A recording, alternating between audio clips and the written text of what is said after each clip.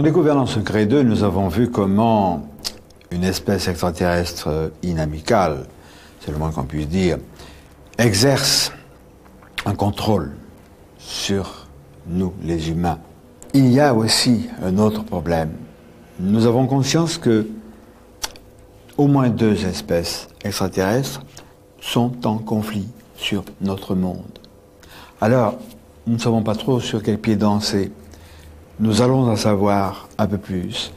Et à travers nos enquêtes, nous finirons par comprendre quelle attitude nous devons adopter.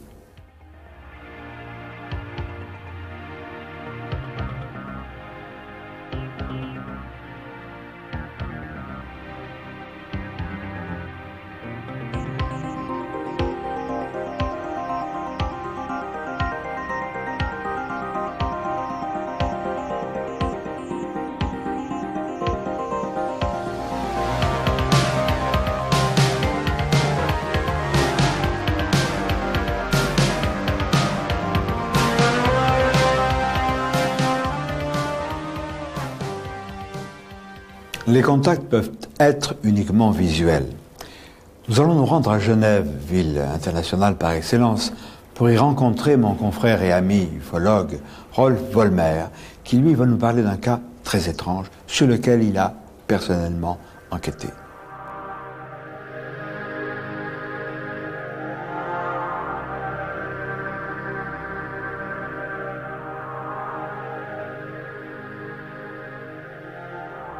Rolf Vollmer, tu es à la tête d'un groupe qui s'appelle FEMIS. Alors nous avons ce groupe ici à Genève depuis plus d'une vingtaine d'années. Nous étudions tous les phénomènes mystérieux qui peuvent exister. Nous ne nous cantonnons pas seulement aux ovnis. Tu as fait une observation qu'on peut qualifier d'époustouflante. Ça s'est passé quand? Alors, c'était le 6 septembre 1987. À 10h30 du soir, une femme m'appelle par le téléphone. Elle me dit, écoutez monsieur, j'ai vu une chose extraordinaire, vous n'allez pas me croire. J'ai vu un être humain qui volait en dessus de ma maison.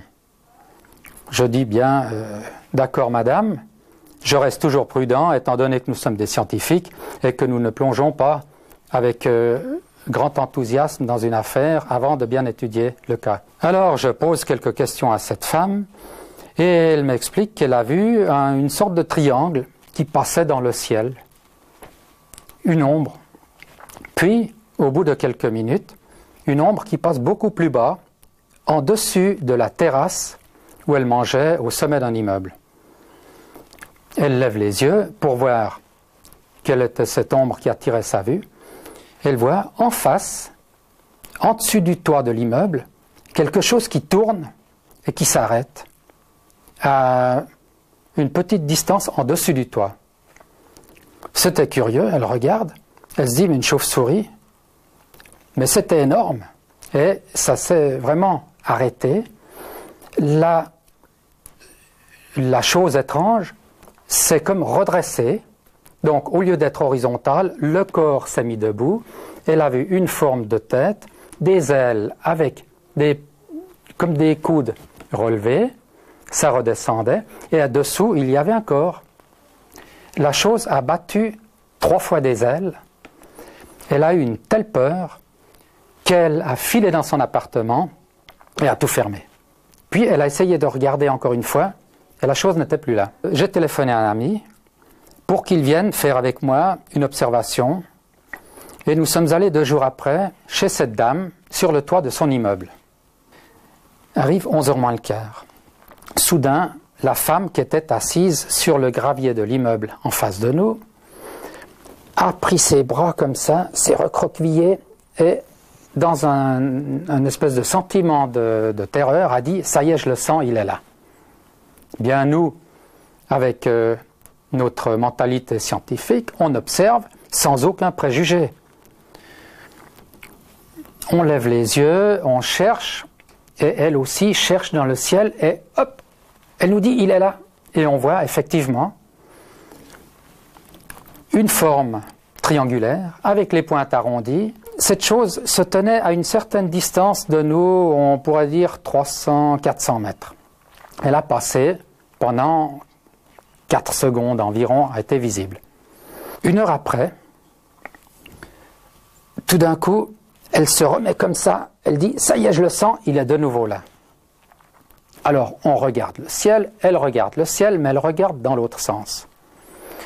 À ce moment, je vois, et mon collègue aussi, une sorte de triangle noir qui volait dans le sens contraire. Mais c'était un triangle en forme de V. Sur ce V, il y avait 7 taches blanches qui avaient l'air d'être des hublots. Nous avons commencé à faire une étude. Pour quelle raison cette chose était visible qu'à cet endroit du ciel et pas là derrière ou ailleurs? Alors on s'est rendu compte que depuis la cathédrale Saint-Pierre de Genève, il y a des immenses projecteurs qui éclairent le ciel dans différentes directions pour éclairer la cathédrale. On a pris tout un matériel, malheureusement, comme cette chose se voit pendant un très court instant, il n'est pas possible de le voir et puis encore de faire une photo, parce que c'est trop tard, 3-4 secondes. Nous venons de le voir avec cette enquête de Rolf Vollmer, cette dame qui a éprouvé une inquiétude et des frissons.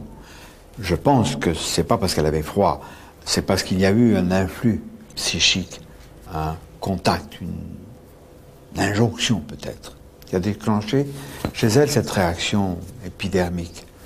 Simple contact visuel aussi, bon, on dit c'est dépassé, non, il vaut mieux. Il faut savoir aussi que si les extraterrestres se montrent, c'est qu'ils le veulent bien, c'est pas dû au hasard. Il faut une mention spéciale pour un ouvrage tout à fait remarquable, celui de Jean-Gabriel Grelet, du commandant Jean-Gabriel Grelet, ayant pour titre « Objet volant non identifié, un pilote de ligne parle » chez Guy Trédaniel. Vous ne serez pas déçus. Nous allons nous rendre au Nouveau-Mexique pour y rencontrer des personnes comme vous et moi, qui, elles, à l'évidence, ont été choisies et n'ont pas été contactées au hasard. Je me suis réveillé. J'étais couché sur mon côté droit et je ne pouvais pas bouger. J'ai pu bouger un tout petit peu ma tête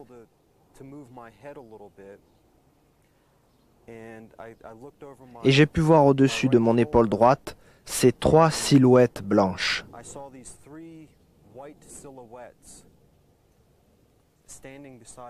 Elles étaient debout à côté de mon lit avec leurs bras tendus.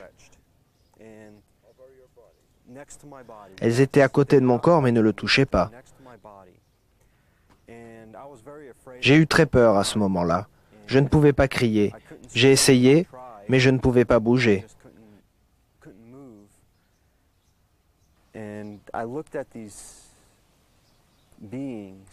J'ai regardé ces êtres quelques secondes, mais je n'ai pas pu les voir clairement car je n'avais pas mes lunettes sur moi. Ces 3 silhouettes n'étaient pas si hautes que ça, puisque je ne regardais pas vers le haut pour les voir, mais juste sur le côté alors que j'étais couché. Il m'est apparu qu'elles avaient de grands bras, mais je n'ai pas vu de doigts ou de choses comme ça. Ça m'est arrivé entre le printemps et l'été de 1987. Au même moment, mes points d'intérêt ont commencé à changer. Je suis devenu plus intéressé par la nature, apprendre comment survivre. J'ai voulu apprendre les arts martiaux.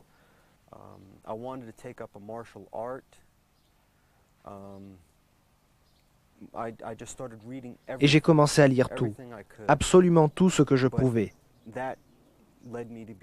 Cela m'a permis de me pencher sur les ovnis plus sérieusement. Nous venons de voir ces contacts peuvent changer la vie de ceux qui en ont bénéficié. Peter Lemon, lui, nous a expliqué qu'il était convaincu de la réalité des extraterrestres, c'est évident, mais aussi que l'influence qu'il a subie a fait de lui, sinon un ambassadeur, du moins un propagandiste de la réalité objective des extraterrestres et de leurs engins qui nous visitent. Pour nous convaincre aussi, il faut écouter cette jeune femme, Gail.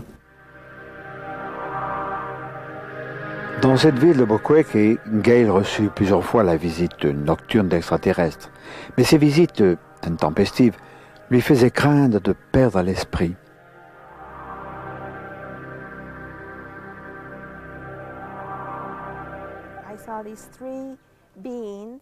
J'ai vu ces 3 êtres ou extraterrestres devant mon lit. Je n'avais aucune idée de ce qu'ils étaient et ils me regardaient. Ils avaient de très grands yeux en forme d'amande, des yeux très noirs.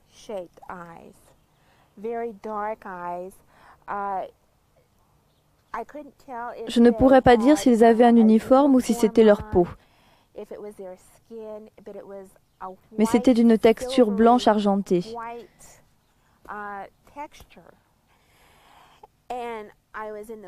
Cette fois-ci, j'étais à nouveau dans mon salon. J'ai dit OK. Je ne vais même pas leur laisser une chance de communiquer avec moi. Je leur ai dit, vous êtes en train de me rendre folle. Vous m'avez envoyé chez un psychologue. Je ne peux plus dormir et je ne veux pas de vous ici. Je suis en train de devenir folle. Alors vous n'avez qu'à me donner une preuve que vous êtes vraiment ici.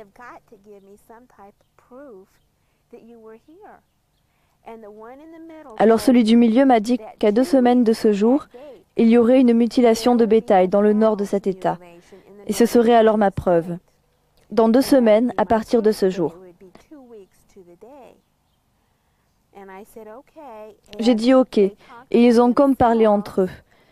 Et la chose suivante dont je me rappelle, c'est que je suis retournée dans le lit, j'ai commencé à rêver, et le lendemain, je me suis réveillée, j'ai pensé, oh mon Dieu, je ne pouvais pas croire qu'il soit revenu.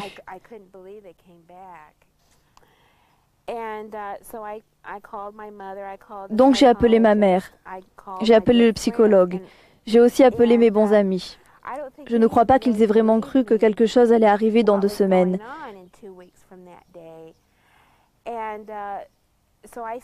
Donc j'ai dit, marquez sur vos calendriers, et on verra si ça arrive. 2 semaines, jour pour jour, première page d'un journal. Vache mutilée à Dulce, au Nouveau-Mexique. C'est dans la partie nord de l'État. Je n'arrivais pas à y croire. J'ai pensé, oh mon Dieu. Ma mère m'a appelée et m'a dit, Gail, tu as vu le journal? Et j'ai répondu, oui. Je suis descendue et je l'ai acheté. Elle m'a alors dit, et moi qui pensais que tu étais folle, alors ils sont vraiment venus te voir. C'était la preuve qu'ils étaient vraiment là et que je ne perdais pas l'esprit. J'ai appelé une bonne amie, employée de banque, qui s'appelait Diane, et lui ai demandé si elle avait vu le journal aujourd'hui. Elle m'a répondu, « Ah non, qu'est-ce qu'il y a dans le journal ?» Elle avait complètement oublié. Je lui ai dit, « Regarde ton calendrier. » Elle a regardé. « Oh, c'est aujourd'hui !» J'ai dit oui. « Va acheter le journal et rappelle-moi. » Il n'y a pas eu 5 minutes avant qu'elle me rappelle et qu'elle me dise, « Gail, nous ne sommes plus amis. Je ne veux plus rien avoir à faire avec toi. » La réaction de cette jeune femme est quand même aberrante. Elle refuse de voir désormais son amie qui, elle, témoigne de ce qu'elle a vu. De tels revirements, de telles situations confuses expliquent pourquoi les extraterrestres ont besoin de se montrer, de parader un peu, d'insister pour multiplier les témoignages et multiplier la répartition de ces témoignages dans les diverses couches de la population. Aux États-Unis, à Richmond, en Virginie, nous nous sommes rendus au congrès du MUFON. Le MUFON, ça veut dire Mutual UFO Network. C'est-à-dire, on peut traduire ça par réseau mutuel concernant les ovnis. Dans le cadre de ces rencontres du MUFON, nous avons eu un contact avec Giles Hamilton, qui a publié un ouvrage. Il souligne, et il a raison, que les contacts ne se font pas nécessairement toujours entre des extraterrestres et des gens de tous les jours. Il est question d'une rencontre avec une personnalité considérable, puisqu'il s'agit d'un pape. Alors, je voudrais attirer votre attention, quand vous allez voir tout à l'heure apparaître sur l'écran Giles Hamilton. Remarquez, il a un bolo. Son bolo représente une tête stylisée de gris, de short grays. Alors, sachez aussi qu'aux États-Unis, c'est rentré dans les mœurs. Tout le monde parle des gris. Ils apparaissent sur les t-shirts, sur des autocollants, sur des sortes de pins, sur des porte-clés, sur des sacs. C'est une invasion beaucoup plus pacifique que celle de leur base. Mais écoutons Giles Hamilton.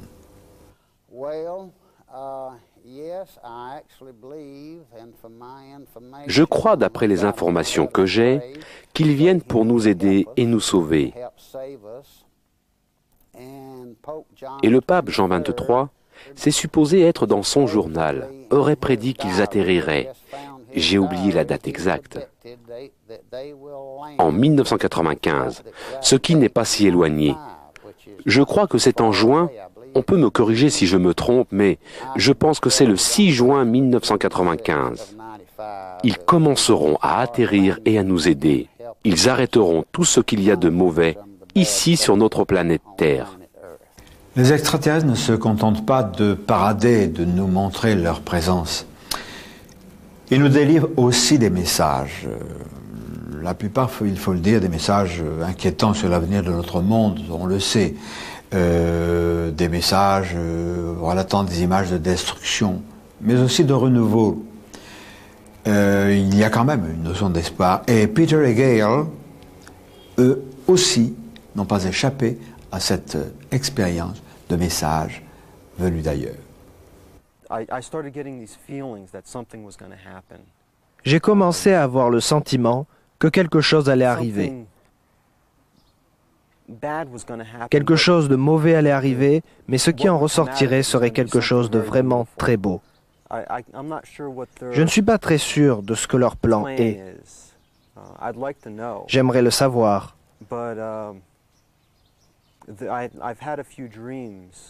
Mais j'ai eu quelques rêves avec ces êtres. Vous savez, les typiques gris d'1,20 m avec les grands yeux. Et notamment dans un rêve, j'ai essayé de marcher derrière eux pour frapper la tête de l'un d'entre eux avec un marteau. Et alors je me suis réveillé, paralysé, dans mon lit.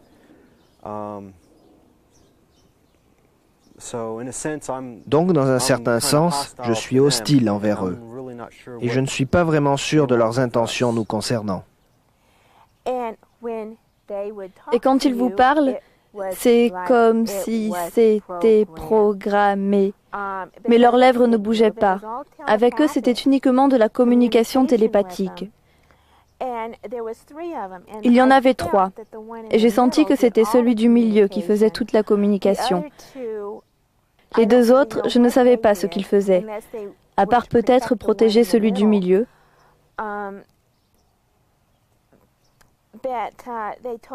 Ils m'ont dit des tas de choses.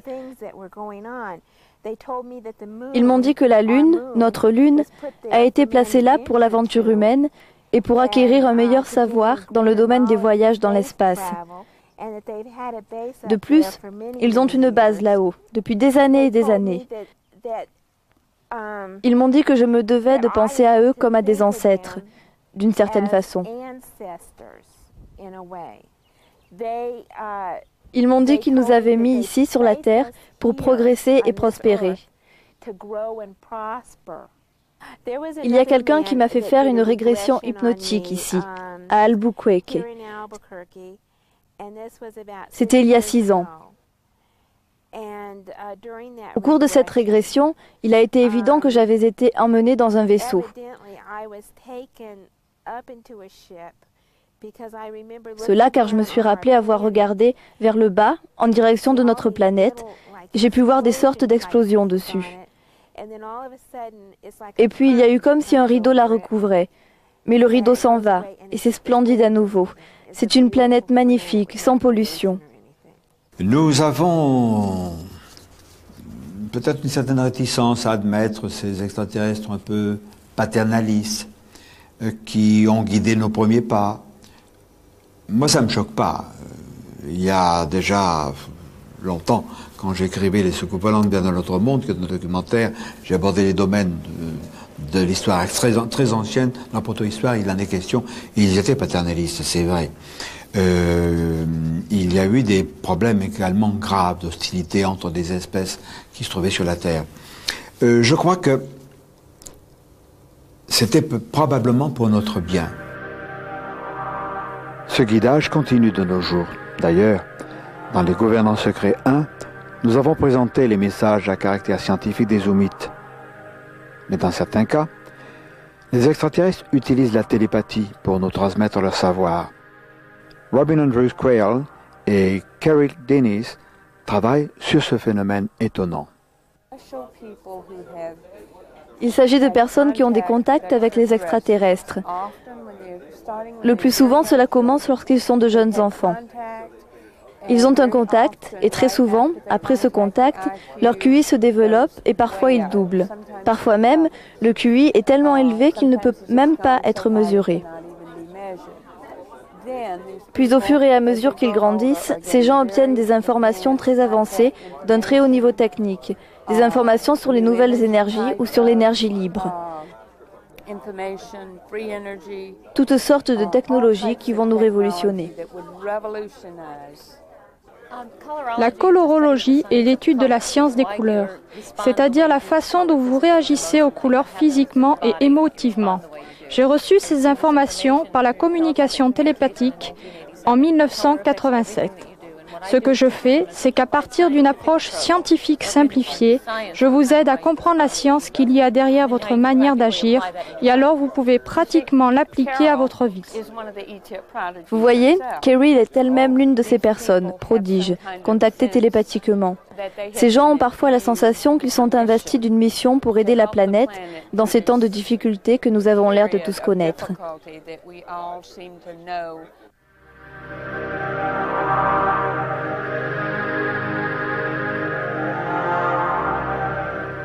À Genève, nous avons rencontré Rauni Leena Luukkanen-Kilde, qui fut ministre de la Santé en Laponie.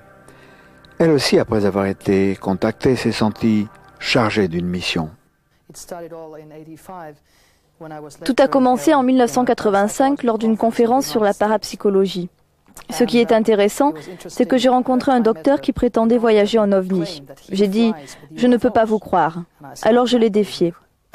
Si c'est vrai, emmenez-moi avec vous. Après tout, je suis l'une de vos collègues.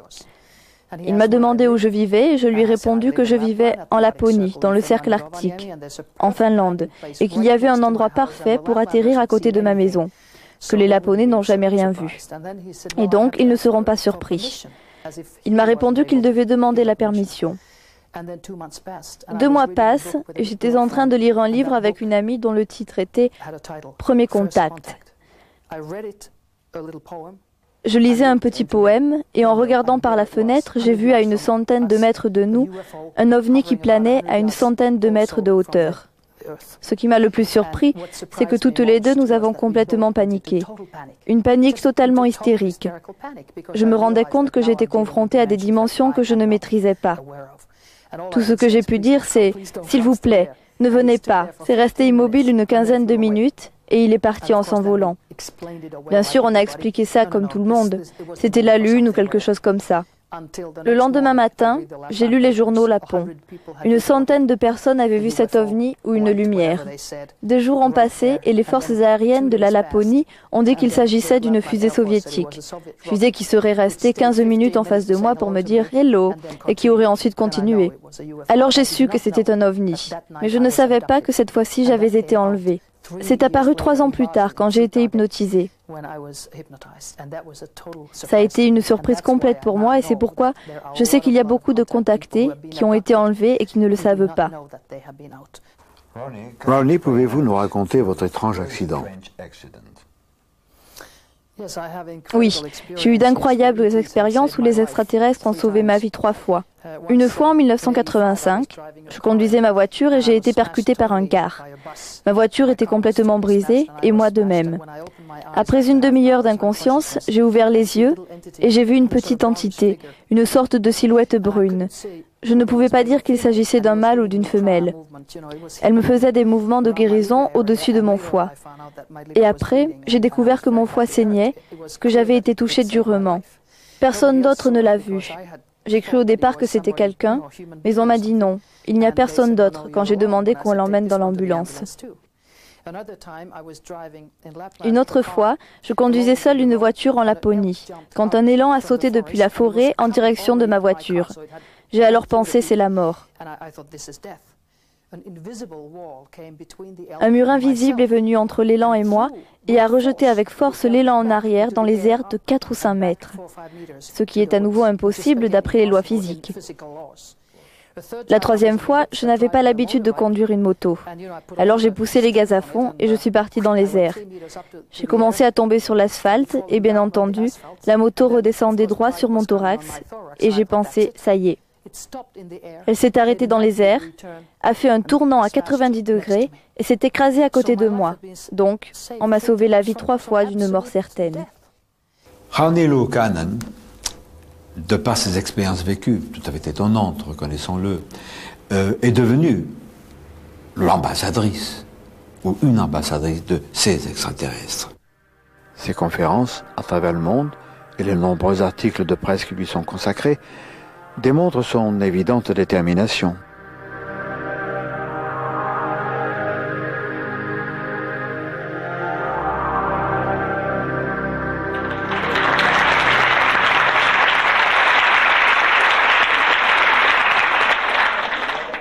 Nous l'avons vu œuvrer, nous l'avons vu parler avec beaucoup de conviction, de facilité, d'éloquence et de sérieux dans cette immense salle à Genève où elle avait été invitée par Renata Berner, qui est la cheville ouvrière d'une association œuvrant dans le domaine philosophique spiritualiste. Et elle nous a délivré également le message de ces êtres avec lesquels elle a été souvent en contact. Messager des étoiles m'a été dicté par un groupe d'extraterrestres et je l'ai écrit en 37 heures. Et cela explique nos relations depuis cette planète avec les autres galaxies, pourquoi ils font des manipulations génétiques, qu'est-ce que c'est qu'un être humain. Cela explique aussi le fait que nous soyons des personnalités multidimensionnelles. Nous vivons simultanément dans différentes dimensions. Bien sûr, cela va au-delà de la compréhension d'une personne normale. Les gens ne savent pas qu'on n'utilise que 10% des capacités de notre cerveau. Et on ne sait pas non plus que plus de 80% de notre cerveau est fait d'eau. Et les gens ne savent pas non plus qu'on ne connaît que 1% de l'univers. Et avec ces toutes petites capacités, on essaie de comprendre l'univers tout entier. Mais on le comprend un petit peu et on s'ouvre à d'autres réalités et c'est le bon moment. Je suppose que vous avez une mission. Je pense que tout individu sur cette planète a une mission. Mais ma mission est de dire que nous ne sommes pas seuls dans l'univers et que la mort n'existe pas. En ce qui concerne les manipulations génétiques, est-ce qu'elles sont accomplies avec la permission des êtres humains? Absolument. Je suis un docteur en médecine et j'ai été le sujet de ces manipulations génétiques comme toute autre personne qui a été enlevée. C'est pour notre bien. C'est comme amener un enfant chez le docteur. L'enfant ne sait pas qu'il est malade, mais les parents savent qu'il doit être opéré pour l'aider. Si vous ne vous concentrez que sur les examens médicaux, alors vous vous concentrez sur quelque chose qui n'est que de la peur et du négatif. Vous devez aussi vous rappeler tout ce qui se passe dans un scénario d'enlèvement. Vous avez toujours donné votre permission, mais vous l'avez donnée soit dans un rêve, soit dans une sortie de votre corps, soit même avant votre naissance. Vous vous rendez compte que l'on fait partie d'un plan gigantesque pour faire évoluer la race humaine.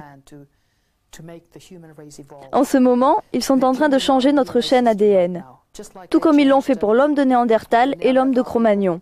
Vous savez, ceux-ci ont tout simplement disparu. Ça a été une étape décisive. Et ils ont disparu en tant que race. Et notre race est arrivée.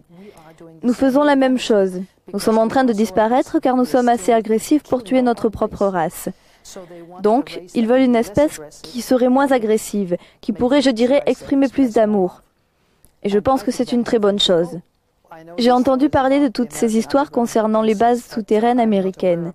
Je ne suis pas très au courant de celles-ci, mais j'ai fait de l'hypnose sur des gens. Et j'ai des amis qui ont eu des rencontres rapprochées, même parfois moins de 10 mètres. Ils ont vu l'OVNI et leurs occupants. Et sous hypnose, il apparaît qu'ils ont été emmenés dans des bases souterraines. Mais ils ont vécu cela de façon positive, et pas négativement, comme le dit la propagande américaine. Il y a sur notre planète des braves gens et des canailles. dans l'espace, il y a aussi des êtres bons et des êtres moins bons. Êtes-vous certaine que vos multiples rencontres se firent avec des personnes ayant de bonnes intentions? J'en suis absolument sûre, car votre propre énergie attire ce que vous envoyez. Si je suis négative, je vais recevoir du négatif. Si je suis positive, je recevrai du positif. Et toutes mes expériences personnelles sont positives. Et je pense que les gens font beaucoup d'erreurs quand ils vivent négativement une rencontre rapprochée. Car en fait, il s'agit de leur propre peur. On les voit comme des monstres car ils ont l'air différents, et nous n'aimons pas tout ce qui est différent. Nous ne pouvons pas comprendre qu'un extraterrestre qui a l'air aussi différent qu'un animal est en fait un être qui est beaucoup plus intelligent que nous le sommes. Que c'est un être qui est beaucoup plus moral que nous le sommes. C'est un être qui a plus d'amour que nous n'en avons. On ne fait attention qu'à l'extérieur et c'est cela qu'il faut changer. Il faut que l'on se concentre sur l'énergie, sur l'âme. Et quand on fera ça, on ne verra plus le corps, la manifestation. Nous avons à apprendre. Nous sommes une espèce très très primitive dans l'univers, malheureusement. Mais on apprend, on est comme les enfants. On est au jardin d'enfants. Raoni Luukkanen est sincère, c'est sûr. De même que nous sommes sûrs qu'il existe des extraterrestres positifs, ceux qu'elle a rencontrés. Cependant, il existe aussi des extraterrestres négatifs, les gris par exemple. Dont Raoni nous dit que si nous avons avec eux des épreuves, c'est pour notre bien, pour qu'on évolue. Je n'y crois pas du tout. Je crois à tout ce qu'a dit Raoni. Elle l'a vécu. C'est son expérience, c'est une expérience. Mais les gris, c'est autre chose. Et je crois qu'il faut être prudent. Il existe des bons, il existe des mauvais. Comme sur la Terre, il y a de braves gens, et puis il y a des canailles. Alors, soyons prudents. Et nous allons écouter Vladimir Terziski, que nous avons rencontré aux États-Unis, au Congrès du Mophone, à Richmond, en Virginie, qui lui va nous parler, entre autres, des Illuminati. Nous, en Europe, nous disons les Illuminés de Bavière. Une société secrète, au moins discrète, fondée au XVIIIe siècle, donc en Europe. Les historiens des sociétés initiatiques ou secrètes, du moins certains d'entre eux, semblent vouloir minimiser l'importance de ces Illuminati, qui ne sont pas très clairs. Je pourrais même dire, semble-t-il, que derrière eux, il y a quelque chose d'extrêmement sombre, pour ne pas dire noir. Alors écoutons Vladimir Terziski. J'ai une formation d'ingénieur et de physicien. J'ai une licence de physique et une maîtrise d'électronique de l'université de Tokai à Tokyo. J'ai été fasciné par les engins volants et l'antigravitation. Et de là, je me suis intéressé aux ovnis.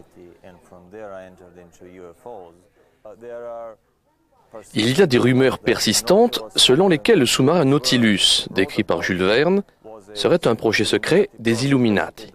Ça aurait été le premier engin sous-marin qui aurait utilisé un système de propulsion très avancé. Il y a des rapports selon lesquels les aéronefs fantômes des États-Unis au XVIe, XVIIe et XVIIIe seraient les premières expériences de navigation aérienne des Illuminati. C'étaient des dirigeables. Les dirigeables combinant l'antigravité ou l'énergie nucléaire ou l'énergie libre. Vous croyez qu'ils ont obtenu une formation technique de la part des extraterrestres? Mon impression est la suivante. À la façon dont je conçois l'administration de l'univers et comment les espèces avancées aident et éduquent les espèces inférieures, c'est-à-dire les civilisations qui sont derrière eux dans l'évolution, est que cela se fait le plus souvent en créant des sociétés secrètes. Les sociétés secrètes sont créées pour cela, pour être une interface entre notre civilisation terrestre et d'autres races extraterrestres. Et différentes sociétés secrètes ont affaire avec différentes races d'extraterrestres. Je suis très intéressé par la technologie avancée qu'ont développée les Illuminati. Ils ont voyagé en soucoupe durant ce siècle. Des histoires relatent qu'ils ont atterri sur la Lune entre le XVIIIe et le XIXe siècle en combinant des fusées antigravitationnelles et des soucoupes. Les Illuminati américains auraient eu des soucoupes très avancées avant la Deuxième Guerre mondiale. Ce qu'on voit dans Star Trek n'est pas la science-fiction. C'est un projet secret des Illuminati. La fondation Rockefeller a construit des soucoupes propulsées par énergie nucléaire pendant plus de 50 ans.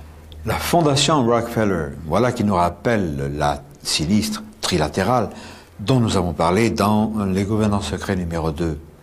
La trilatérale et Rockefeller, c'est quelque chose d'extrêmement important parce que cette organisation, cette pieuvre gigantesque, a coquiné, complice des CFR, le Conseil des Relations étrangères, toujours contrôlé par Rockefeller, et par les Bilderberg en Europe, c'est tout la même bande. Ces organismes trilatérales, CFR et Bilderberg, sont en connexion directe ou indirecte avec le MJ12, le gouvernement secret de notre planète, et à l'étage inférieur se terrent les gris. L'ennui, c'est que, nous l'avons vu, il y a des extraterrestres bons, d'autres qui ne le sont pas, etc. Il y a des traîtres à l'espèce humaine qui pactisent avec eux, qui manipulent qui et pourquoi. Ça me rappelle un peu la dernière guerre à laquelle j'ai hélas participé, où il y avait les nazis et des salopards de Français qui collaboraient avec eux. C'était les collaboraux, ceux que j'appelle aujourd'hui des traîtres à l'espèce humaine, car ils ne collaborent pas avec un ennemi terrestre, ils collaborent avec d'autres. Puis il y a ceux qui s'en foutent de la collaboration, il y a ceux qui s'intéressent au business. Et alors nous avons des individus qui jouent les envoyés, non pas du Seigneur, mais qui, sous couvert de contacts, de rencontres, voire de repas avec la Vierge Marie, avec Mahomet, avec Moïse, etc. Moi, j'ai des relations, ne sont pas les mêmes. À la faveur de ces rencontres guidées par des extraterrestres dont ils sont les messagers, organisent des partous et font participer les enfants. Alors là, j'espère qu'un jour la justice descendra sur la terre et qu'on s'occupera d'eux. Laissons cette racaille, laissons cette pourriture. Revenons aux sources. Et les sources, au moins des contacts, à notre époque moderne, c'est George Adamski, aux États-Unis, en 1951.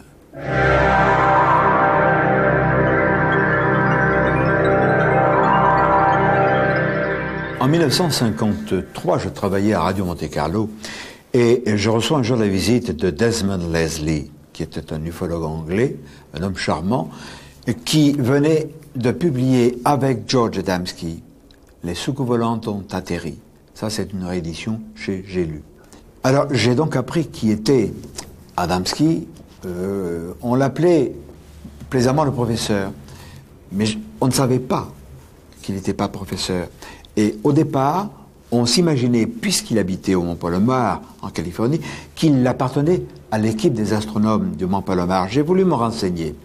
Et c'est ainsi que j'ai été surpris d'apprendre que les astronomes, celui qui m'a répondu, j'ai interrogé, m'a dit « Mais non, nous ne connaissons pas d'astronome du nom de Adamski. » Alors je lui ai dit « Écoutez, il y a ou il n'y a pas un Adamski ?» Il me dit « Oui, il y en a un, mais il n'est pas au Mont Palomar, il est au pied du Mont Palomar et il vend des hot dogs, des saucisses chaudes. » Alors évidemment, léger embarras de ma part, je me renseigne davantage, j'apprends que c'est vrai, mais que passionné de spiritualité, de philosophie et d'amour cosmique, entre guillemets, dès l'instant où, en 1947, le mot soucoupe volante est arrivé, il a prêté une oreille attentive et il a eu raison.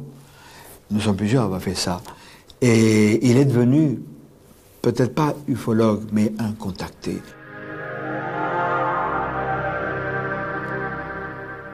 Imaginons cet homme qui, de par son amour cosmique, voyait des frères de l'espace un peu partout, qui voit un engin atterrir, qu'il envoie sortir un individu, jeune d'apparence, grand, bien bâti, avec de longs cheveux blonds, un spacesuit, un vêtement collant, et des guêtres rouges, puisque ça ressemblait un peu à un vêtement, à un pantalon de golf.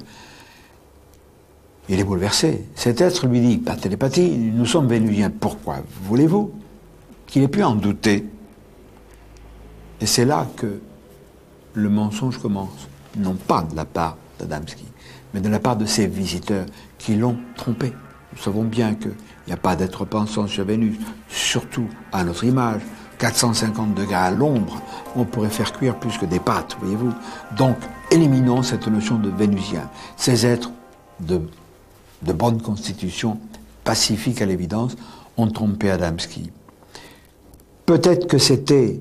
Moi, je me rappelle toujours, quand il y a des histoires de contact avec quelque chose qui embarrasse, une chose étonnante que cette jeune femme que j'appelle Manuela, dans certains de mes bouquins, qui me renseigne sur ce qui se passe au Brésil, elle m'a dit, n'oublie jamais que dans les grands cas de contact, de rencontres troisième type et autres, il y a 9 fois sur 10 le germe de sa propre autodestruction. Et l'autodestruction du cas Adamski, c'était cette histoire de Vénusien qui ne tenait pas debout. Donc, il y a eu manipulation d'Adamski par les extraterrestres. Et puis après, évidemment, la sourde oreille des autorités, etc., etc. Mais son cas est vrai.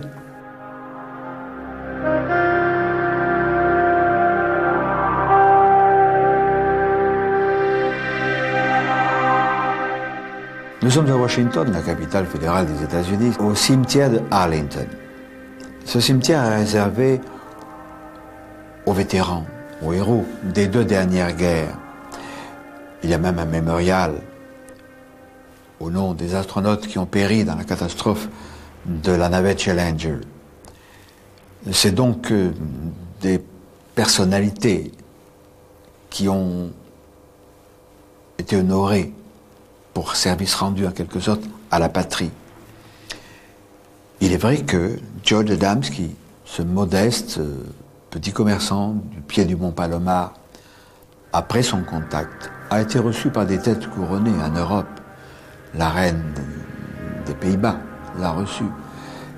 Il n'a pas été reçu par le pape, mais disons dans l'antichambre, par une porte dérobée.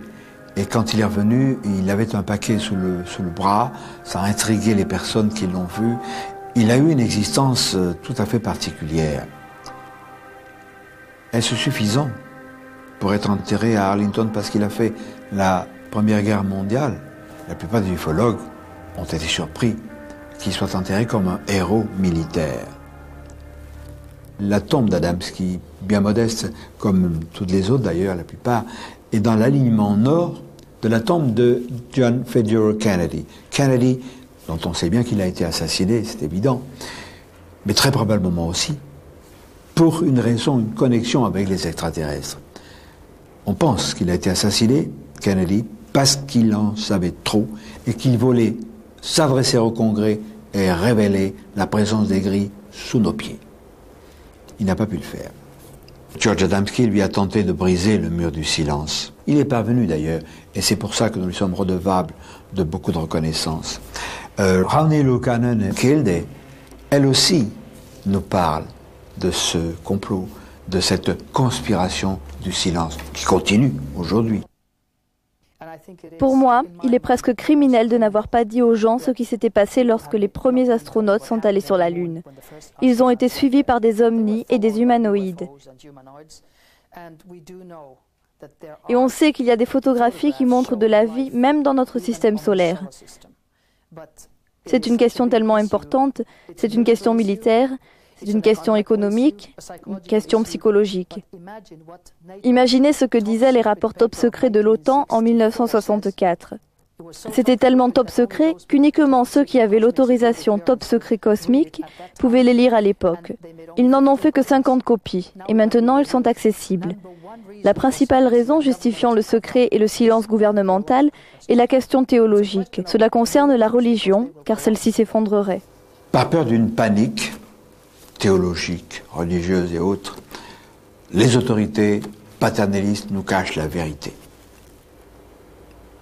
Elles nous le cachent, même depuis plus de 2000 ans. Dans Les secours volantes viennent de l'autre monde, j'ai étudié les textes sacrés, proto-historiques. Mon confrère et ami Richard Nolan, toujours chez Vaugirard, vient de publier cette étude où il me rejoint parfaitement. C'est depuis très longtemps qu'ils sont chez nous, qu'ils s'occupent de nous. J'ai dénoncé le blackout sur les secours volantes. J'ai récidivé en 1980, en avril, en publiant Contact OVNI Cergy-Pontoise, ce contact avec des jeunes gens, etc. Tout le monde sait ça, qui a été vilipendé, que des canailles de la science ont traîné dans la boue, qu'un certain individu à la solde du GEPAN et aujourd'hui du CEPRA a lui aussi traîné dans la boue en disant canular, etc., annonçant des inculpations imminentes en 1980. Nous sommes en 93-94. Et aujourd'hui, Jean-Claude Bourré, que je dénonçais, car c'est lui que je dénonçais, nous fait un cadeau fabuleux. Merci Bourré. Voilà son cadeau. OVNI, la science avance. Paru chez Lafon. Alors vous voyez son nom en grand, et au-dessous, petit, discret, effacé, Jean-Jacques Velasco, le patron du CEPRA. J'avais dit que Bourré était l'homme lige, était le fer de lance du GEPAN. Il est celui du CEPRA. Il l'avait tourné tout ça en dérision, disant que le complot n'existait pas, etc. La preuve que le complot existe, le voilà. Alors pour Velasco, eh bien, ces engins énormes qui ont survolé l'Europe le 5 novembre 1990, c'était des bouts de la fusée soviétique Proton qui retombaient sur la figure des terriens. Mais il se fout de nous, Velasco. Voilà un ouvrage, un gros bouquin, OVNI Contact. Franck-Marie a fait un énorme travail. Il a analysé 400 cas, 400 témoignages précieux, rigoureux, qui lui ont été transmis par diverses personnes, évidemment, et il prouve à l'évidence que non seulement c'est pas la fusée Proton de Velasco, mais il y a eu 2 survols de la France aux environs de 19h à 2 positions différentes par une série de vaisseaux, dont un géant. Alors pour nous convaincre, si besoin était, que des manipulations négatives, des complots, des tractations dégoûtantes existent pour nous endormir, écoutons encore Vladimir Tersievski. Il va nous éclairer.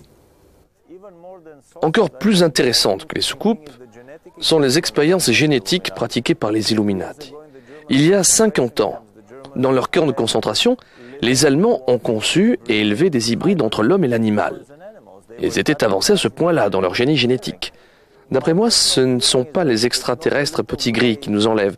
Ce n'est même pas le gouvernement qui fait du clonage. Je veux dire par là que le gouvernement américain a des techniques de clonage qui pourraient cloner vous ou moi à partir d'une simple cellule venue du bout de nos doigts. Nous pouvons même être morts, nous n'avons pas besoin d'être en vie pour qu'ils puissent le faire. Je pense même que le film de Steven Spielberg, Jurassic Park, est une véritable histoire cachée et qu'on a déjà été capable de cloner génétiquement des dinosaures à partir des éléments trouvés dans leurs œufs. Pour revenir aux enlèvements par les petits gris, j'ai le sentiment qu'il s'agit là d'un vaste programme de recherche génétique des Illuminati. Et les petits gris sont des robots biologiques que le gouvernement utilise. Toutes les superpuissances sont impliquées. Beaucoup d'extraterrestres sont également impliqués dans ce projet. Et même des niveaux plus élevés dans la hiérarchie céleste, qui sont en fait les cerveaux et les coordinateurs. Ne nous leurrons pas, les complots existent vraiment avec les extraterrestres. Il y a aussi une connotation avec le nazisme. Ça n'est pas exclu du tout.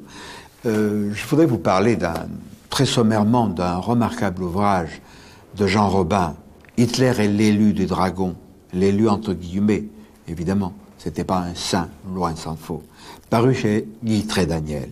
Un bouquin qu'il faut lire pour comprendre les racines occultes du nazisme, les racines occultes des forces noires qui continuent de corrompre le monde. Alors, ça c'est très important. J'attire votre attention aussi sur le fait que les bons extraterrestres, ou du moins l'une des espèces extraterrestres qualifiées de bonnes, sont associés à des grands blonds. Alors là, évidemment, on entend tout de suite des gens, les grands blonds, mais les nazis, etc., les yeux bleus, mais non. Non. Rien à voir avec les nazis, rien à voir avec Hitler, il n'était pas né.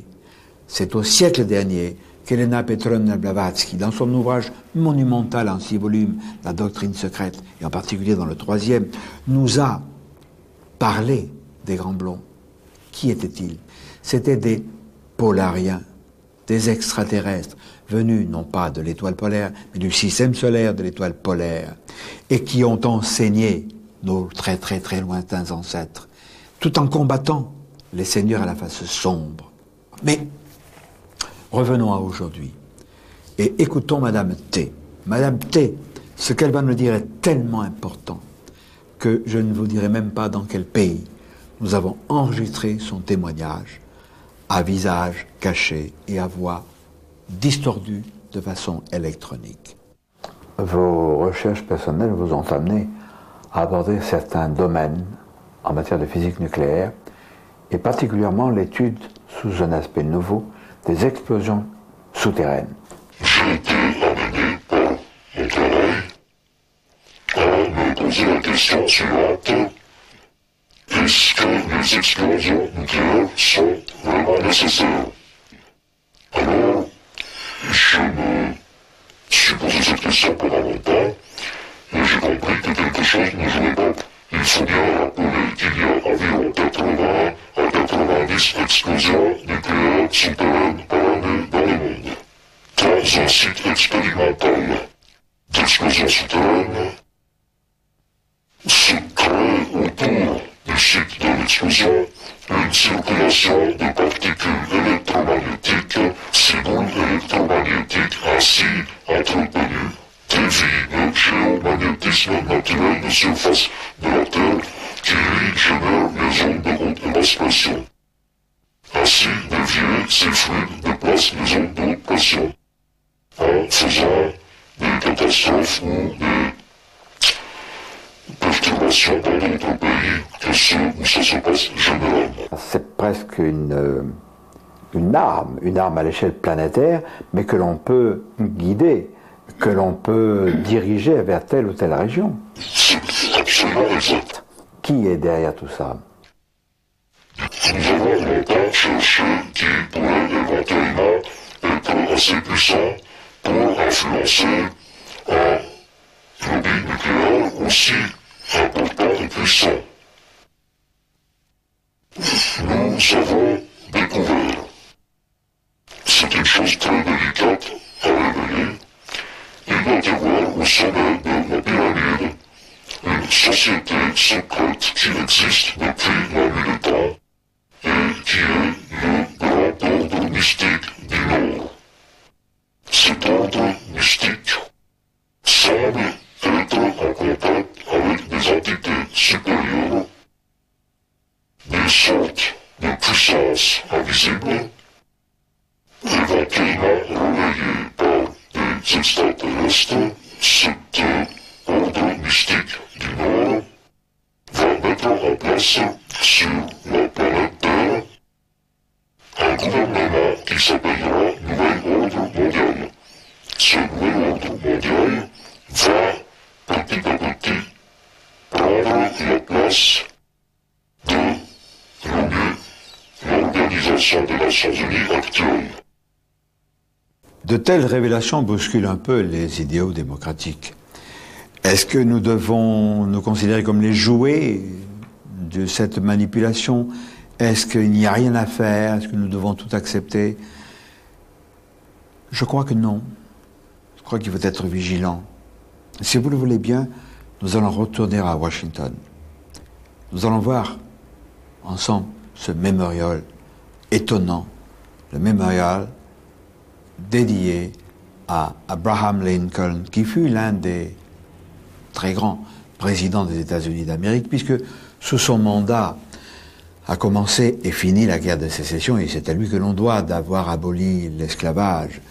Et c'est par un assassinat qu'il perdit la vie, comme un autre président des États-Unis, John Fitzgerald Kennedy. Je rappellerai une phrase très connue de Abraham Lincoln. Le gouvernement du peuple, par le peuple, pour le peuple, ne doit pas périr de la terre.